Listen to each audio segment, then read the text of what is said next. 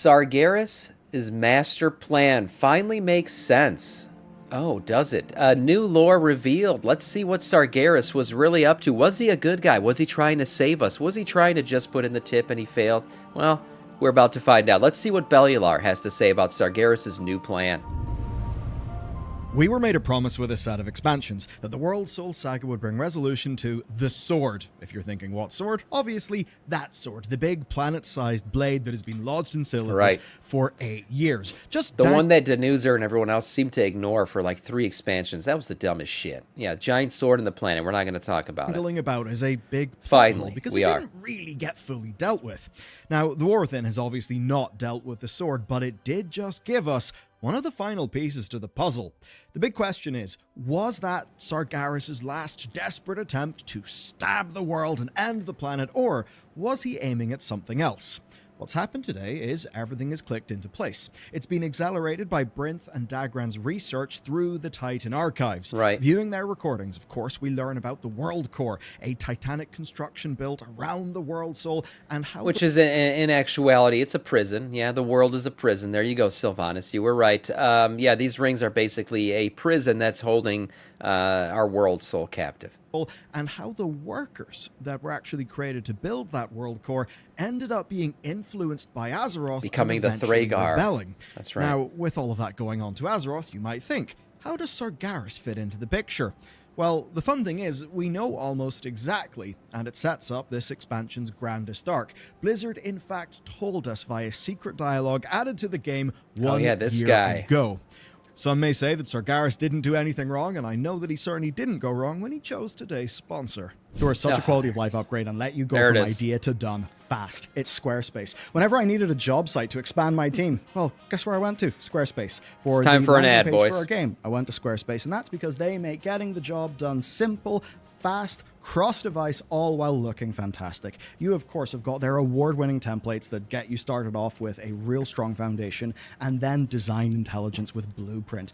Blueprint actually guides you through building your own template. It is so satisfying, and it means that if you're not a designer, building a website, because they take care of it for you and they keep you on the right track. I think Sargeras has a website. Editor makes then crafting the details of your website what would it be called? Simple, so that you can focus on design and content. And if you want even more control, Fluid Engine does just that. It is so cool. You can granularly move things without it breaking on like an iPhone. It's so cool. And I gotta be real, even just saying this as an employer, I think that everybody should have a killer website that represents them. Number one, it's just a good creative thing for you to do. It's a way where you can try to represent yourself in the internet, and that will help you maybe hone your sell, hone your portfolio. It'll be great for jobs, all of that stuff, perhaps even your side hustle. Or if you're doing that, well, they have got e-commerce completely covered, right? They can do digital products, physical products. They'll hook up to your shipping provider. Now they support courses. They've got native video support, which can actually also be on courses, be membership videos. They do memberships. Amazing. They do bookings. So if you're a hairdresser, Whatsword.com. there you go. If you're doing yoga, there you go. If you're coaching people in World of Warcraft, there you go. And the overarching point is this. They give you all the tools that you need to thrive online in one place, and they make it easy so that instead of tinkering around with things that don't move the needle, you can actually just build your site and start running your business, showing off your portfolio, whatever it may be. Wonderful. And you can go to squarespace.com/bellulargaming, and you can actually build your site with a free trial. There, just have fun, build your site. And when use you're the ready man's to send code. it live, you'll get 10% off. Fucking ad was 20 minutes long. Just use the man's code. Code BellularGaming. Okay, Sargeras had a plan. Back One to last spiteful act. That is what we all thought Sargeras basically did when he stabbed the world, and it made a lot of sense at the time. That's because Sargeras was the big bad of this entire setting since the very first mention of demon lords in the RTS games and, of course, the old school manuals that shipped with them. Right. It was beyond question that he was evil, and with a capital E. He created the Burning Legion, scoured the universe of all life. He was the most evil dude. He corrupted the orcs, he corrupted the Eridar, he created Ner'zhul and the Scourge, all of that. Did he? Did he? Or was it the jailer? See, this is where the lore gets all fucked up. Who created Ner'zhul and the Scourge and everything else? Who created the... Well, I guess the jailer created the Helm of Domination and Sargeras used it. Shadowlands just muffed this shit up so bad. was done in his name. Every plot from Doomlord Kazak to Queen Ashara led back to Sargeras in some way, and his core motivation was always the same: to somehow save the universe from a darker fate through the fires of his legion ending on life. So, whenever he stabbed our planet, it made a lot of sense. One last spiteful act. Now, at the time, players did have some other theories. People thought, what did he strike? Did he strike at Cthulhu, the old god? Was there something else at play? Battle for Azeroth then made it all seem a little obvious with the Chamber of the Heart, but something else was in fact at play.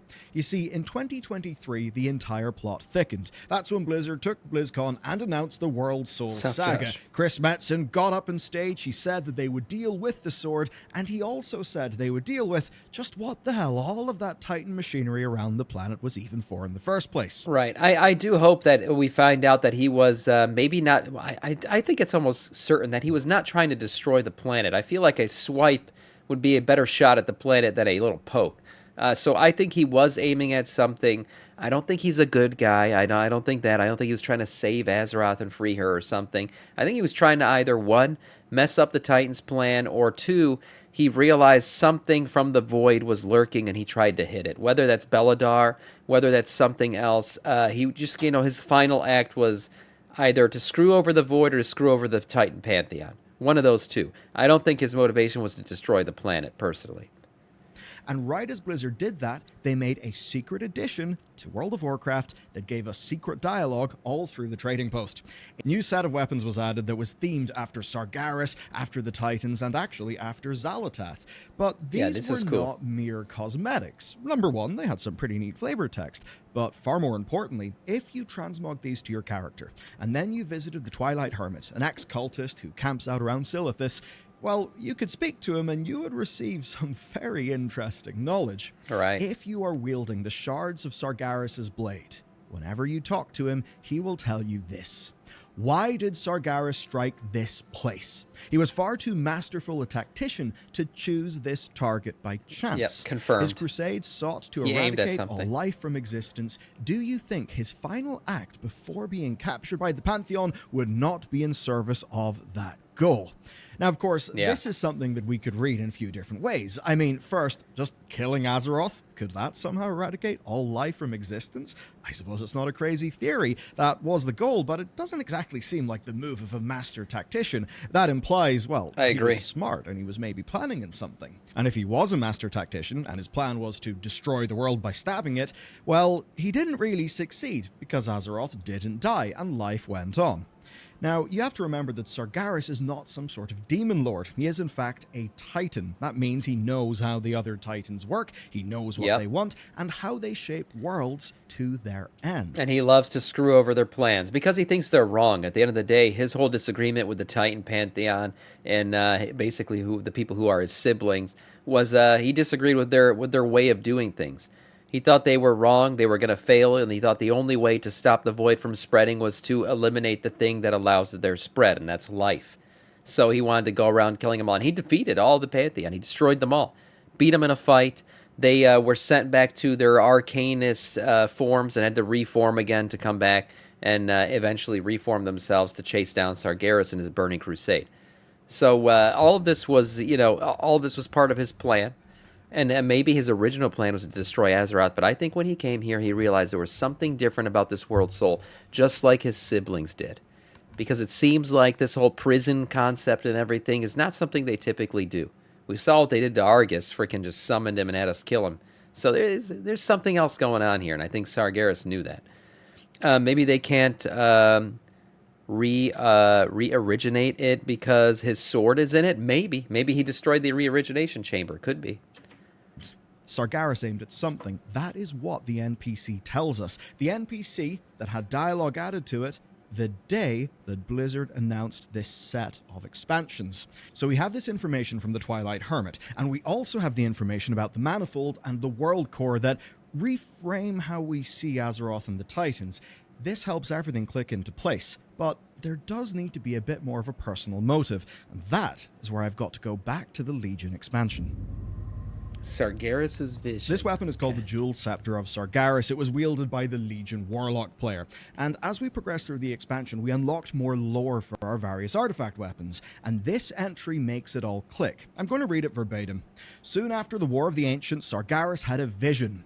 The Well of Eternity imploded once again, but this time it dragged him down to the very core of Azeroth. He was there for only an instant, but in that moment he saw Azeroth's slumbering world soul, and the world soul opened one eye and gazed at the Dark Titan. He was enraptured. That is enraptured. So Sargeras... What the hell does enraptured mean? Because it sounds like he was like shocked, right? Enraptured. Definition. Enraptured, give intense pleasure or joy. Oh, God, he ejaculated? So, okay. We'll just leave that there then. Sargeras saw the world soul. He came, orgasm. That's what it sounds like. Yep, I agree. Enraptured is a word that has got positive connotations, a lot closer to infatuated. Azrael's eyes. Now, in 2023, Blizzard told us that Sargeras struck with purpose at that specific location, but at the time we didn't have the full picture. Of course, now, through Brinth and Dagran's research, we know the details, and it explains Chris Metzen's big 2 hints that we will deal with the sword and, of course, the Titan machines. Now, we've already done full lore videos on the Manifold and the World Core. I'm not just going to rehash those and waste all of our time. Instead, here is how things unfolded from Sargeras' perspective. Okay, I think he's going to talk about For years beyond count, Sargeras was the champion of the Titan Pantheon, second in power only to Aman'Thul. Right, now, Sargeras was the warrior of the group, right? He was the fighter, he was the strong one. Aman'Thul is powerful and smart. He can control time, basically. But, when it came to just physical prowess and ability to, defeat others in battle, that was Sargeras. That's why he was able to defeat his siblings. The Titan's overall goal was to bring order to the cosmos through finding world souls and creating more Titans from them. And it was Sargeras' job to end pretty much anything that stood in their way. That could in fact include countless mortals who did not fit the Titan's ordering. And this is something we've known since the Wrath of the Lich King expansion, where we ran into Algalon the Observer and he threatened to press the big reset button on the world. Right. Sargeras' largest challenge, though, was Demonkind. They hailed from the Twisting Nether and had this very annoying property where they would go back there, their souls, and they would reform after death. So Sargeras built a prison world for these demons, and he moved on, but he grew exhausted, always eternally fighting them and questioning if it could ever end. But then, one very fateful day, everything would change for him. He discovered a planet that was nearly fully corrupted by old gods. The whole thing a writhing mess, and its world soul was on the very edge of full corruption.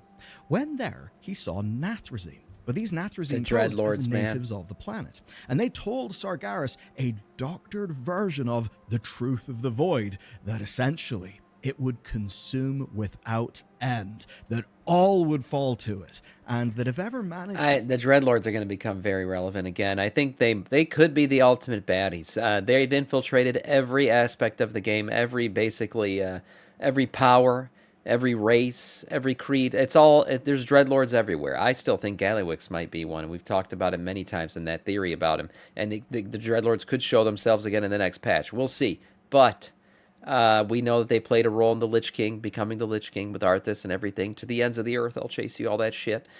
We know they played a role with Sargeras, and they played roles along the way. They played a role in the Shadowlands. Castle Nathria, everything that happened there. Sardonathrius, Dreadlords. They're all over the place. Corrupt a world soul, not a single the ultimate thing baddies, could be done maybe, to stand in its way. Essentially, a complete end to everything.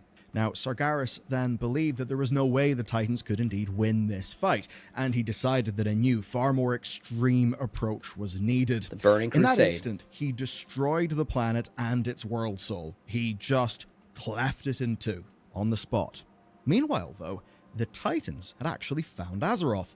When they were there, they constructed the core way to investigate the world soul, and when they constructed it, they discovered Azeroth was far more powerful than anything they had ever found, and they labeled her the Prime World Soul.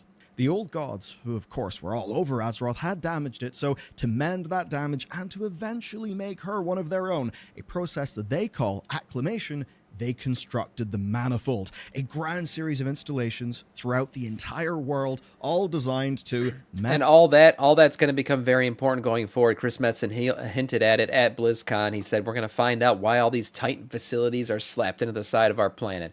So all these zones are about to become very relevant again. Obviously, we just left the Dragon Isles. We've talked about Dire Maul and how that's going to become relevant again. I can't wait to go back there and do something. Northrend obviously is going to become relevant. It's going to be a whole expansion, essentially. Kaz Elgar, we're there right now. So big spots to visit that are about to become very relevant. Do you think Sam will actually play this game or watch 3 hours? Probably 3 hours. Installations throughout the entire world, all designed to mend Azeroth and turn her into a Titan. And at the very center of this was the World Core, a chamber, some could say a prison, that would guard Azeroth against all others who would come for her. Then they cast a concealing shroud over Azeroth so no others could find her, and they left. And soon after they left, they confronted Sargeras. Little did they know how much Sargeras had fully turned. By this stage, he was complete in his belief. He was demonized. He told the Pantheon what he did to the Void Planet, and they were absolutely horrified because, from their worldview, one of these world souls was basically one of them. So this was a major betrayal. He announced, though, that there was no hope but to start his burning crusade and cleanse the universe of life. Amenthul, who I think we're learning is a little bit of an arrogant character, still tried to reason with Sargeras, even though he was doing what he was doing and probably did look like a big, fiery, evil man. He said that they had found Azeroth, that she was the Prime World Soul, and that her wakened form, of course, as a Titan, would basically give so much power to their side that their problems would be solved and they would win. Sargeras, though, did not believe his old master, and in combat he was able to destroy the entire Titan Pantheon. Their physical forms were gone. At the very last moment, though, one of them, Norgannon, transported a part of their souls back to Azeroth, where they would remain for quite some time indeed. But big picture, what this represented was the Titans being gone, fully out of the picture until the Legion expansion where we met them. Of course, Sargeras didn't really know where Azeroth was, so he set out to find Azeroth and destroy her, but she was hidden behind the shroud. Damn it. I fucking love Blurpson. Fuck, who was that? Shit. Okay. Yeah, who was that? Cadence. Oh, wonderful. Thank you for that. Didn't know. Dick. Meanwhile, way back in Azeroth, the Keepers realized that they could no longer communicate with the Titans, and slowly over time things got more and more chaotic. Now, to be clear, I'm talking about likely tens, hundreds of thousands of years, maybe millions of years here. Eventually, the mortal races rose, and eventually the Kaldori, who we would call Night Elves today, began experimenting with magic. They went way too far. Their abuse of the Well of Eternity's magic, where basically the Well of Eternity was a large wound in Azeroth that bubbled up her lifeblood that was full of arcane energy. They went so crazy, so over the top with that across the cosmos, Azeroth shined out like a beacon through the Titan's veil. And Sargeras, of course, noticed this. He finally knew where Azeroth was. You know, I never knew this part of the story, that their use of magic is what drew Sargeras' eye to us. I had no idea. Interesting. Sargeras then fought and lost what we call the War of the Ancients. I thought he just knew. Soon after, he had that vision that we discussed earlier, where Azeroth looked at him, opened up an eye, and he became enraptured. And that is especially important, right? Oh, no. The eye is vital here. If you refer back to the Tauren creation myth that is called Eyes of the Earth Mother, Azeroth's eyes are referred to as great engines of creation. When she opened them, ages passed, life bloomed, intelligent life developed. It's a major part of the Tauren mythology. Now, in that mythology, her children, Elune and Anshe, were said to use her eyes to temper the elements. Now, of course, that's not literal. It is Tauren myth and allegory, but the point is very clear. Azeroth's eyes signify great power, perhaps the power of... Yeah, the whole point of all that, the eye stuff and the, enrapture ejaculation that happened to Sargeras and everything, is that Azeroth is different. She's very powerful. A bringer of a harbinger of life. Hey, maybe you could call her that. I think a balancer of forces. At the end of the day, is what we're going to find out. But she's different. She's different. The Titans realize that. Sargeras realized that, and that's why everything's happening the way it's happening. Creation. So who knows what the Void probably realizes that too. Directly would do to a mind. Of course, Azeroth is described as a prime world soul. That suggests that she is of a power level likely vastly beyond Sargeras. Unfortunately, we don't know what this did to Sargeras' psyche, but we do know that many more times he would try to claim the world. First through Aegon and Medivh, then the Orcs, then Archimonde, Ner'zhul, and the Scourge. Then there was World of Warcraft's first expansion, the Burning Crusade, which represented yet another failed attempt. But with the Legion expansion, we finally defeated the Burning Legion, and we imprisoned Sargeras, but of course not before his sword found its mark. And I say found its mark because the Twilight Hermit tells us Sargeras was a master tactician, and he struck where he did very much. Totally intentional, totally intentional. I don't know what the fuck the bald hairline comments have to do with the damn lore. Jesus Christ, leave my hairline alone. The front of my hair is fine. It's the back that's balding. It's a problem. Now you know all the information you need to know. You now know things from Sargeras' perspective. So let's bring this home all into one and try to work out what went on. What was his target? The main question is this. Did Sargeras, a being enraptured by Azeroth, actually try to kill her? If I think back to what the Hermit said, we can assume that his desire still was to wipe out all life. Now, if you examine Silithus, it's clear that he struck at one of the most important locations of the Manifold. The Manifold is that network of Titan machines strewn across Azeroth. Particularly, he struck at the Chamber of Heart. Now, of course, the Chamber of Heart was our main base of operations during the Battle for Azeroth expansion, and it actually helps tie everything we're going to discuss today together. You see, it's through that chamber that we use the Manifold's various machines like the Forge of Origination and the Engine of Dalaksha to destroy N'Zoth at the very end of the BFA expansion. But there's another connection, a bit of mystery that ties it to the War Within.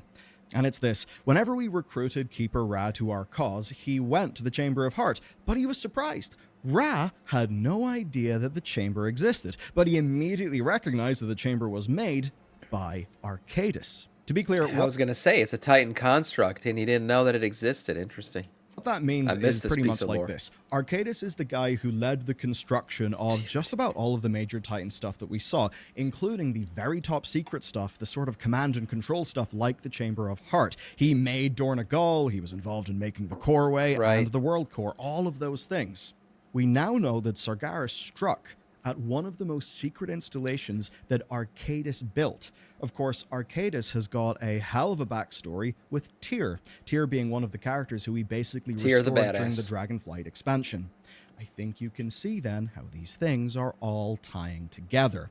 Now that we have the full archive, it's very obvious that he put all of those things in there so that we would one day discover the Manifold and discover the World Core. The two things controlled, of course, by the likes of the Chamber of Heart, the very thing that Sargeras struck. So did Sargeras want to kill Azeroth? Or did he want to destroy the machines that were locking her up and controlling her and trying to change her into a Titan? The Titans, of course, being Sargeras' enemy. That absolutely seems like the most... That goes into fold with kind of what I've been saying, that his little poke at the planet was not to help or anything like that. It was to screw over the Titans. He has like a great disdain for them, so he's trying to mess up their plan. That's likely what was going on there. And does him messing up their plan benefit us? Yeah, it does. Enemy of my enemy is my friend kind of thing. To me, and there are two main motivations there. One, he wants to free Azeroth in some way because of whatever impact she had on him when he gazed into her eye. The other one is a lot more bitter, that in his moment of defeat, when he realized he could not destroy Azeroth, he perhaps thought the next best option was to strike in the one place that would wrestle her from the Titan's grasp. The Chamber of Heart, the main command and control room. And with that, we understand Sargeras' motives more. We understand what the Twilight Hermit meant when he said that he struck with intent. We actually understand what network of machinery he attacked and damaged. One thing is for sure, though, we are absolutely going to see Sargeras again in The Last Titan. But before then, there's a whole other expansion called Midnight. It is going to have some absolutely insane light and void stuff. And the good news is, we did an entire lore deep dive into it that you can watch right next. Ooh, yeah, we checked that one out. It's pretty good. Main thing is, his motivation behind it all was to screw over his siblings. I totally believe that. The one thing that I keep thinking about is, Sargeras' sword was emanating a power, right? Like, we thought it was a corruptive power at the time. And I believe it was... It was our Bronzebeard friend, Mr. Diamond Pawn, that told us to use our Legion Legendaries to drain its power, right? We drained all of the artifact power from our weapons, essentially leaving the planet without its greatest weapons ever created, to drain the power from the sword. Are we going to regret that move? I still wonder, like, where did that commandment come from? Why did we do that? Was that a good thing or a bad thing?